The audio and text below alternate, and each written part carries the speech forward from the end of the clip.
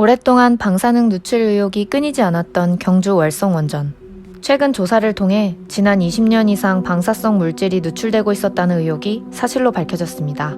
월성원전 인근 주민들의 몸에서 삼중수소가 검출되고 다른 지역보다 암 발병률이 높았다는 것을 생각하면 정말로 충격적인 사실이 아닐 수 없습니다. 그동안 한수원과 핵공학자들은 우리나라 원전은 안전하다고 주장해왔는데 사전에 막을 수는 없었던 건지, 도대체 왜 이런 일이 발생했는지 3분 똑딱에서 알아봤습니다.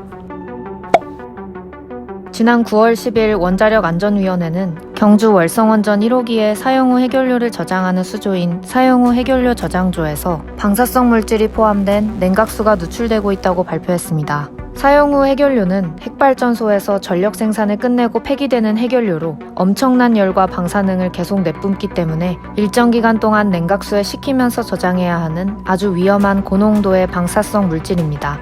그런데 이 사용 후 해결료 저장조 구조체 주변 토양과 물에서 방사성 물질인 삼중수소와 세슘 137이 높은 농도로 검출되었다는 것입니다.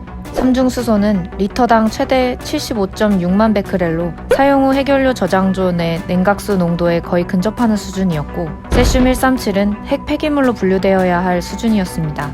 한마디로 원자력 발전소 사용 후 해결료 저장조에서 방사성 물질이 새어나오고 있다는 것인데요. 대체 어떻게 된 일일까요?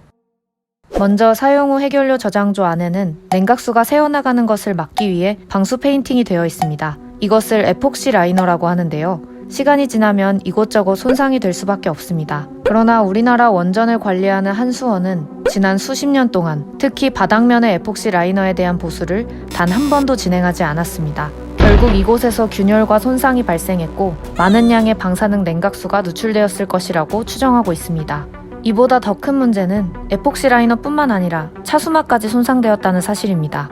원래라면 에폭시 라이너에 손상이 발생되어 방사능 냉각수가 유출되더라도 사용 후 해결료 저장조를 최종적으로 둘러싸고 있는 차수막에서 방사능 물질이 외부로 유출되는 것을 막을 수 있습니다. 그런데 이번 조사에서 이 차수막 역시 손상되었다는 충격적인 사실이 밝혀졌습니다. 그동안 여러 이유로 진행되었던 공사들의 영향을 받아 차수막이 끊어지거나 구멍이 뚫려버렸는데 이를 그대로 방치해온 것입니다. 사용 후 해결료, 즉 고준위 핵 폐기물은 아직 어느 나라도 안전한 폐기 방법을 찾지 못한 세상에서 가장 위험한 물질입니다. 그런데 이를 안전하게 관리하고 감시해야 할 한국수력원자력과 원자력안전위원회가 무려 20년이 넘도록 원전의 결함을 방치했다는 사실은 그동안 우리나라 원전이 얼마나 부실하고 위험하게 운영되어 왔는지를 보여줍니다.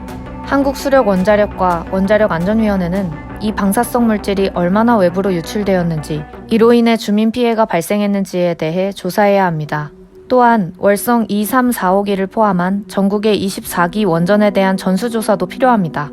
세계 원전 밀집도 1위인 우리나라에서 원전을 운영하는 데 있어 가장 중요한 것은 바로 안전이기 때문입니다. 지금까지 3분 똑딱이었습니다.